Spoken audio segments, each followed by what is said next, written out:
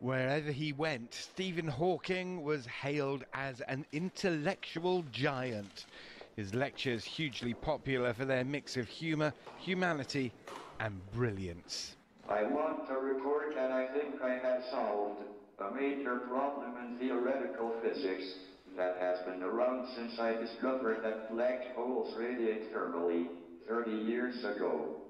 Under the gaze of the world famous, Hawking spent his life making simple the unimaginably complex. Yet if, as I hope, basic science becomes part of general awareness, what now appear as the paradoxes of quantum theory will seem as just common sense to our children's children. Hawking took his message of mathematical beauty wherever he could. Here to the University of Bezit on the West Bank, fighting the paralysis brought on by motor neuron disease.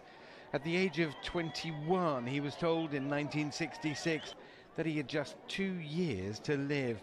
Unfair, he reported in his 2013 memoir, My Brief History.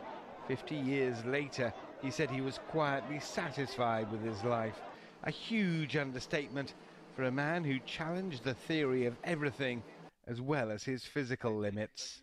After 4 decades being confined to a wheelchair, he even tried a zero-gravity experience at Kennedy Space Center, seeing science as a savior for humankind. I think the human race has no future if it doesn't go into space. I therefore want to encourage public interest in space. If you reverse time, then the universe is getting smaller.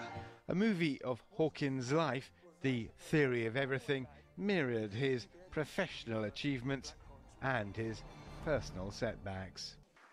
Hawking ultimately lost his voice to motor neuron disease, and a speech synthesizer became the sound of his thinking to the world.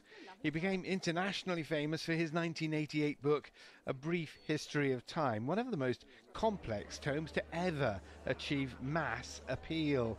If anything, making the universe understandable is the great legacy of Stephen Hawking, a cosmologist and theoretical physicist with the common touch, who has died aged 76. Richard Bestic, CGTN, London.